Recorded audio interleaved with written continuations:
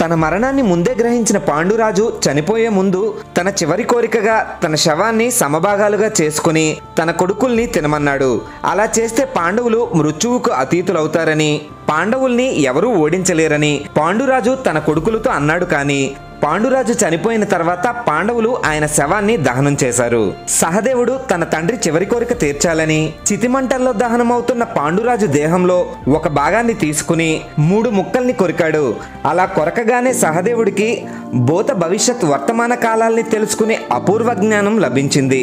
సహదేవుడు 4వ ముక్కని కొరకబోతుండగా అది చాలా ప్రమాదకరమని చెప్పి శ్రీకృష్ణుడు అతడిని అడ్డుకున్నాడు.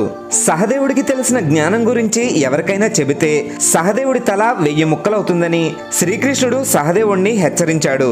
ఇప్పుడు చెప్పిన ఈ కథ వ్యాస మహాభారతంలో మనకి ఎక్కడా కనిపించదు, కానీ జానపద కథల ద్వారా చాలా ప్రాచుర్యంలో ఉంది. జై శ్రీకృష్ణ.